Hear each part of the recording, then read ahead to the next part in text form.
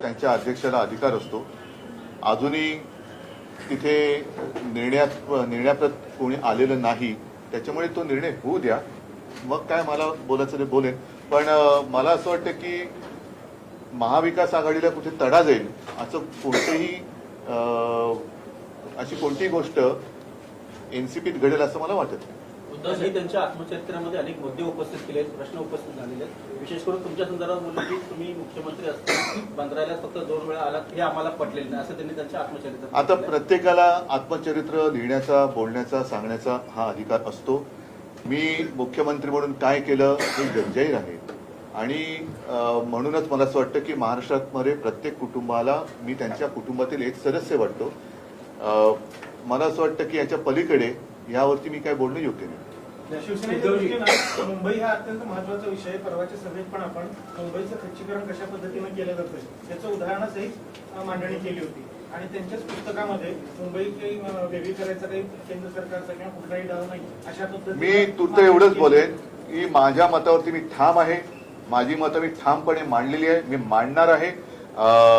तूर्त कोणत्याही परिस्थितीमध्ये महाविकास आघाडीला माझ्याकडून तडा जाणार नाही याची मी काळजी घेईन.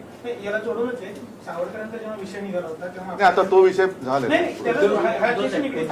घटक पक्षांच्या भूमिका लोकसभा निवडणुका आता दृष्टिक्षेपात आहेत. असं असताना मोदींचा पराभव करण्यासाठी मोदींचा नाही, मी व्यक्तीचा पराभव कधीच करायला मागत नाही, मी वृत्तीचा पराभव करायला मागतो. आणि म्हणूनच हुकुमशाही वृत्तीचा पराभव करण्यासाठी सर्व देशातील सर्व पक्षांनीच नव्हे तर जनतेने एकत्र आलं पाहिजे अशी माझी एक धारणा. विरोधी पक्षांना एकत्र आणण्याची ताकद शरद पवारांमध्ये आहे असं अनेकदा म्हटलं जातं. तर त्यात त्यांच्या अध्यक्षपदाच्या राजीनाम्यात बघा आता असं आहे की आज सुद्धा बिहारचे सभापती महोदय येऊन गेले. राजकीय काही आमच्यामध्ये चर्चा झाली नाही, मी प्रामाणिकपणे सांगतो. कारण त्यांनी जर का त्यांची आणि माझी राजकीय चर्चा झाली असं जर कोणी समजलं तर कालच आपल्या विधानसभेचे अध्यक्ष हे दिल्लीत जाऊन रिजिजूंना भेटलेले आहेत. आता दोन्ही एकाच पक्षाचे आहेत.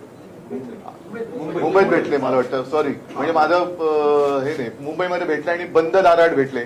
मग आता हे तिकडे गेले असते तरी आणि ते इकडे आले असते तरी जो आता सर्वोच्च न्यायालयाचा निकाल अपेक्षित आहे त्या पार्श्वभूमीवर भेट झाली असं मानू का मी?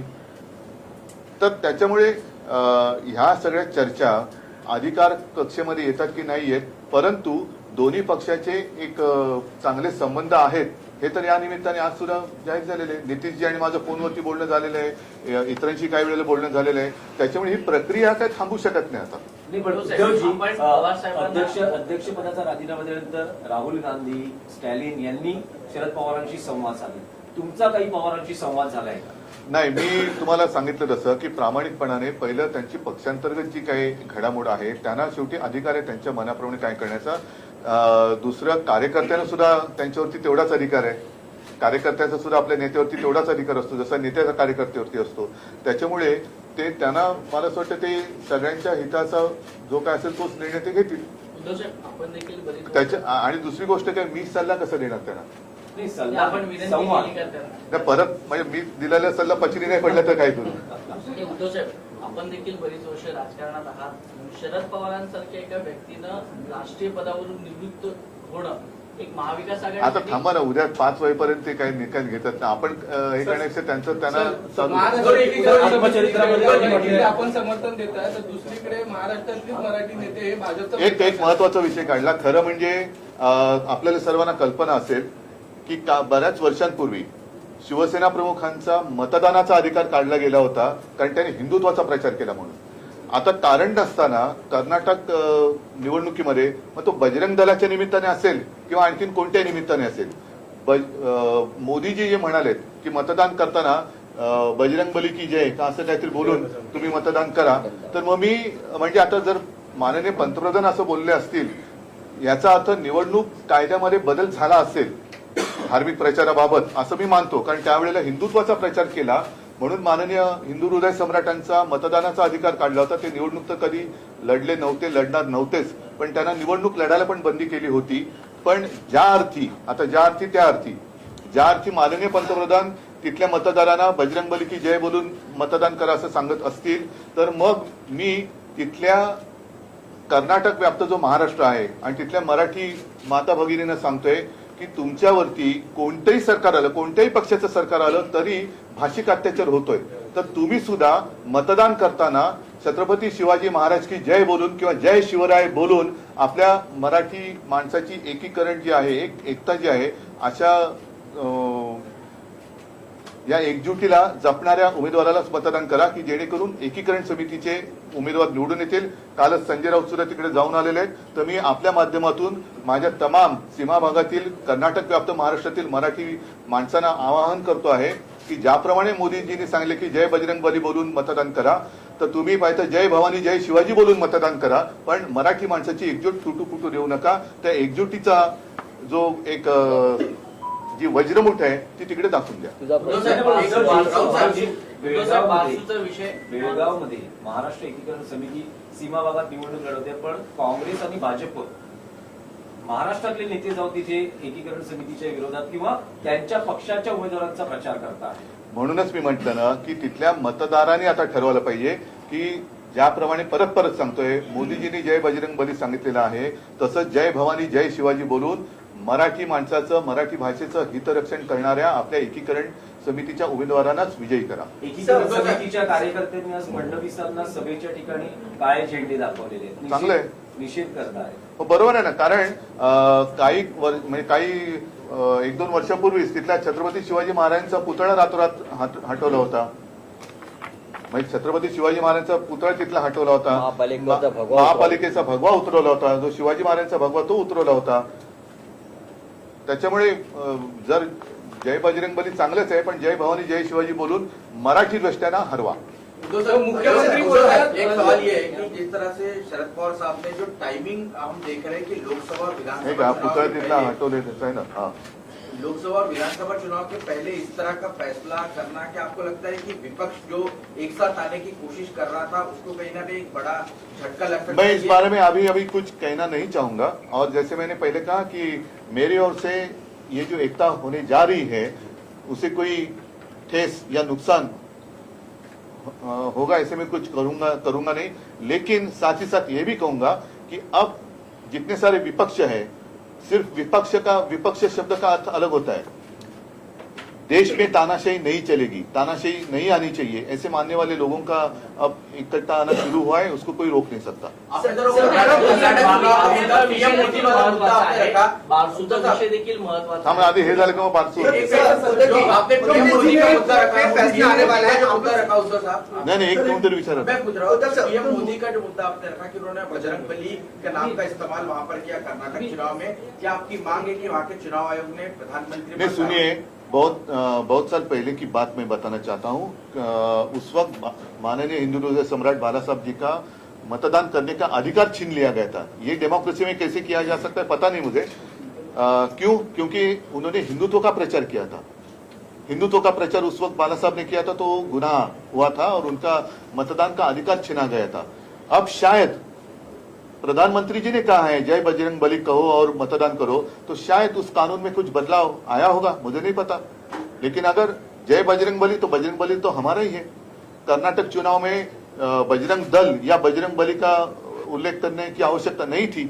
जनता की हित की बात होनी चाहिए थी. लेकिन अगर प्रधानमंत्री ऐसे कहते हैं कि जय बजरंग बली कहकर आप मतदान करिए, तो मैं मेरी जितने सारे वहाँ मराठी भाषिक माताएं हैं, भाई हैं, उनको सबको कहता हूं कि आप जय भवानी जय शिवाजी कहकर जो भी आपके ऊपर अत्याचार करने वाले हैं उनको पराभूत करें. ये मुद्दा शुरू हुआ है, कांग्रेस ने ये अपने इसलिए मैंने कहा ना, बजरंग दल पर इसलिए मैंने कहा कि बजरंग दल या बजरंग बली की आवश्यकता नहीं थी. आप चुनाव लड़ते हो तो लोगों की हित की बात करो. ना ही कांग्रेस को आवश्यकता थी बजरंग दल के बारे में बात करने की, और उसके ऊपर प्रधानमंत्री जी ने भी यही कहने की आवश्यकता नहीं थी. बजरंग बली तो बलवान थे ही, अपना बल का क्या, खुद का बल दिखाओ ना. वो चाहे कांग्रेस हो या भाजपा हो, खुद का बल दिखाओ. और उस बल का उपयोग हमारे मराठी भाषियों के ऊपर किया जा रहा है, तो उसका हमें पराभव तो करना ही होगा. जो सोनिया सोरेन की ओर दिख रहा है, आज सामने नहीं, मैं इस बारे में कुछ कहना सर नहीं चाहूंगा। मुख्यमंत्री आपल्याच नेतृत्वात भरघोस प्रतिसाद वज्रमूठ सभांना येत होता आणि या सगळ्या याच्यानंतर आता का सभा होणार नाहीत अशी देखील एक चर्चा होते, त्याचं जाहीर देखील नाही, सांगतो तुम्हाला, ही गोष्ट खरी आहे की आम्ही सभांचा कार्यक्रम मे एंड काही जून पर्यंत ठरवला होता. त्याच्यामध्ये पुढाकार माझाच होता. परंतु गेल्या 15 दिवसापूर्वी जे घडलं त्याच्यानंतर ह्या सभा घेणं हे थोडंसं एक विचित्र वाटायला लागलं. कारण संध्याकाळची जरी सभा असली तरी दुपारपासून लोक येऊन बसतात. म्हणून आता परवाची माझी 6 तारखेची सभा ही 1 महिना आधी ठरलेली आहे, त्याला मी जातो आहे. मात्र आता आम्ही ह्या सभा पुढच्या थोडंसं मे महिना थांबून पुन्हा सुरू करायच्या का ह्याचा विचार आम्ही करतो. उद्धव सर सुप्रीम कोर्ट में आप लोग का मैटर चल रहा है, आपकी बात हुई है शरद पवार जी से? अभी नहीं की, सभा को लेकर कोई बात हुई है शरद पवार जी से? नहीं, अभी तो उनके बीच में जो चल रहा है वो होने दो पूरा. उद्धव सर सुप्रीम कोर्ट में आप लोग का मैटर चल रहा है, आप लोग बहुत कॉन्फिडेंट है कि सुप्रीम कोर्ट का जो ऑर्डर है आप लोग हम न्याय की अपेक्षा कर रहे हैं. कॉन्फिडेंस का लेकिन मतलब उसी क्या? समय एनसीपी में एक बड़ा घोटाला रहता है, शरद पवार जी रिजाइन कर देते हैं. इन दोनों मुद्दों को देखते हुए लग रहा है कि 2019 का मैटर फिर से दोबारा रिपीट एनसीबी का होगा. मुद्दा सुप्रीम कोर्ट में कहाँ है? हमारा मुद्दा है सर ना. आपका मुद्दा है, लेकिन अगर आपके फेवर में आता है तो ये आपको नहीं कि 2019 में नहीं, शरद देखो, पवार जी ने ये किया तो दोबारा अगर फिर मगर से की हो बात, सकता है. अगर मगर की बात क्यों करें हम? रुकिए ना, जो कुछ होगा, जो होने जा रहा है. सामनाचा अजवेले आणि काँग्रेसची भूमिका ही शरद पवारांकडे संशयाने बघते. कारण का काँग्रेसचे नेते असं म्हणतात की 2 दिवस थांबा, यांच्या गाठी भेटी झालेल्या चित्र स्पष्ट होईल. तर आपल्याला देखील असा संशय वाटतो का की सामनातून भूमिका स्पष्ट झाली? सामन्याचा अंग्रेजी वाचलाय ना, मग मला कशाला विचारता? बारसू ग्रामस्थांना तुम्ही भेटणार. 6 तारखेला हो. त्याच वेळेस बारसू समर्थकांचाही मोर्चा तुम्ही ज्या ठिकाणी सुरू कराल, म्हणजे तुमचं दौरा जिथे सुरू होतं तिथूनच मोर्चा सुरू होतो. तो त्यांचा प्रश्न त्यांनी आहे. असं म्हटलं की हिंमत असेल तर येऊन दाखवा. मला हिंमत बिंमत मी त्यांची बघायला जात नाहीये. मी माझ्या लोकांना भेटायला जातो आहे. कारण एक गोष्ट खरी आहे की ज्या वेळेला नाणार मध्ये होणारा प्रकल्प हा रद्द केला गेला त्याच्यानंतर माझ्या ध्यानीमध्ये नव्हतं मी मुख्यमंत्री झालो. आणि साधारणतः तेव्हा मी तुम्हाला बोललो होतो की दिल्लीवरनं सुद्धा अशा काही एक सूचना यायला लागल्या की चांगला प्रकल्प आहे, कशाला जाऊ देता. मग आता हे सुद्धा जे तिकडे जे उद्या मोर्ची बिर्ची काढण्यात ज्यांचा पुढाकार आहे असं म्हटलं, त्यांनी माझ्याकडे आग्रह धरला की कोकणामध्ये चांगला प्रकल्प. म्हटलं बघा, शेवटी असं आहे की या प्रकल्पाबद्दल विचित्र मतं किंवा त्याच्या विरोधातली मतं ही प्रसिद्ध झालेली आहेत. रिफायनरीमुळे प्रदूषण हे मला महाराष्ट्रामध्ये काही परवडणारं नाही. पण त्याच वेळेला मी जाहीर केलं होतं की जिथे कुठे हा प्रकल्प त्याचं स्वागत होत असेल तर तिथे त्यांनी घेऊन जावा. प्रश्न असा आहे की हे आमचं सरकार यांनी पाडल्यानंतर गेल्या 6-8 महिन्यामध्ये महाराष्ट्रात येणारे चांगले प्रकल्प, मग ते वेदांत फॉक्सकॉन असेल, आणखीन काही असेल, हे सगळे गुजरातकडे वळवले. म्हणून मी नाणारच्या वेळेला बोललो होतो, तेच माझं मत आजही ठाम आहे की केवळ माझं पत्र आज तुम्ही घेऊन नाचवताय तिकडे, तर माझ्याच काळामध्ये येऊ शकणारे प्रकल्प तुम्ही जाऊ का दिले? आणि म्हणजे याचा अर्थ असा आहे का की महाराष्ट्राकडे राख आणि गुजरातमध्ये रांगोळी असं मी ठरायचं का? आणि मग असं जर असेल तर कोणी कोणाच्या सुपारी घेऊन याला मला विरोध करण्यापेक्षा लोकांची बाजू घेऊन प्रकल्पाला विरोध करा. जर नाही तर मग प्रकल्प एवढा चांगला असेल तर जे मी ठरवलं होतं की लोकांसमोर जाऊन त्या प्रकल्पाचं सादरीकरण करायचं की जेणेकरून जर का त्यांचे गैरसमज असतील एक तर तुम्ही दूर करा, आणि ते दूर करता येऊ शकत नसेल तर प्रकल्प दूर करा. मग त्याच्यासाठी लाठीमार करून आणि पोलीस बंदोबस्त डोक्यावरती बंदूक टेकून तुम्ही परवानगी घेताय आणि प्रकल्प चांगले सांगताय, याला काय अर्थ आहे? आणि दुसरी गोष्ट उद्या समजा काय करतील ते त्यांना त्यांचं करू दे. कोणाची बाजू घेऊन येत आहे? कारण तिथल्या जमिनी ज्या आहेत त्या सगळ्या उपऱ्यांनी विकत घेतलेल्या आहेत. तुम्ही उपऱ्यांची सुपारी घेऊन माझ्याविषयी लढायला येत आहे का? माझ्या भूमिपुत्रांसाठी, माझ्या भूमिपुत्रांच्या घरादारावरती तुम्ही उपऱ्यांचा वरवंटा फिरवत आहात का? कशा काय त्यांनी जमिनी तिकडे घेतल्या? नाही, पण सरकारचं असं म्हणणं आहे की फक्त सध्या तिथे सॉइल टेस्टिंग सुरू आहे, कुठल्याही प्रकारचा निर्णय घेतला नाहीये ना. टेस्टिंग झाल्यानंतर लोकांशी बोलून आम्ही संवाद. हो, पण मग हे पोलिस बळ वापरून काय करताय तुम्ही? लोकांसमोर जा ना, जसं मी चाललेलो आहे तसं तुम्ही जा, तुम्ही लोकांमध्ये जा. मला अडवण्यापेक्षा लोकांमध्ये जाऊन त्यांचे जे काही प्रश्न असतील त्याला उत्तर द्या. पण तुम्ही आता जसं पालघरमध्ये घरात घुसून आदिवासींना बाहेर काढलं जातं, हा कोणता ही कोणती लोकशाही आणि म्हणूनच मी जे म्हटलं ना, मी मोदींच्या विरोधात नाही, या हुकुमशाही वृत्तीच्या विरोधात आहे. नाही, पण उद्धव साहेब, बारसूची जागा तुम्ही सुचवली त्यावेळेस तुमच्यावर म्हणजे आग्रह होता की तुमच्यावर दबाव होता? दबाव विभाव नाही, आग्रह होता. आणि प्रामाणिकपणाने सांगतो, कारण मला खोटं बोलता येत नाही, मलाही असं वाटलं की समजा जर का प्रकल्प चांगला असेल आणि तिथल्या जनतेने होकार दिला तर तो प्रकल्प तिकडे येऊ शकतो. आणि मग त्यातल्या त्यात समजा लोकवस्ती कमी असेल, जंगल कमी असेल, अशी जागा जर का, कारण याला किनारपट्टीच लागते, अशी जागा जर का असेल आणि तिकडे सगळ्यांचं चांगलं होत असेल तर मी मध्ये काय यावं. पण आता जसं मला दिसतंय की लोकांच्या मनात शंका आहेत, प्रश्न आहेत, त्या प्रश्नाची उत्तरं म्हणजे आपल्याकडे असं झालेलं आहे की प्रश्न कोणी विचारायचेच नाही. प्रश्न विचारला का मार ठोक आणि तुरुंगात टाकून दे. मग ते कोणाही बद्दल असो, अडणींबद्दल असो किंवा कोणाही बद्दल असो, प्रश्न विचारला की त्याला नामशेषच करायचा, असं नाही चालत. जर त्यांच्या मनात प्रश्न असतील आणि त्यांची जागा आहे, ते तिथले भूमिपुत्र आहेत, त्यांच्या प्रश्नांना उत्तरं मिळालीच पाहिजेत आणि प्रश्न विचारण्याचा त्यांचा हक्क आहे, अधिकार आहे. उद्धव सर, ये जो किताब शरद पवार जी ने लिखा है उसके बारे में, आपके बारे में भी कई सारी बातें मैंने कहा ना पहले भी कहा. सर अरे किताब तो मराठी में है ना. सर से हिंदी में जानना चाहिए तो पहले हिंदी में किताब आने दो, फिर मैं हिंदी में असे बोलले होते, बेळगावच्या चळवळीत मला जेलमध्ये मी गेलो होतो, मात्र आपल्याकडे जी यादी आली होती त्यावेळी त्यामध्ये मुख्यमंत्र्यांचं नाव नाही. मग नेमके ते कोणत्या जेलमध्ये होते? मला माहित आणि नाही. कोणत्या चळवळीत होते? नाही जेलमध्ये गेलो होतो असं म्हणाले असतील असं नाही मला वाटत. की कदाचित तिकडे गेले नसते तर जेलमध्ये जावं लागलं अशी त्यांना भीती वाटते असेल. ठीक आहे, चला.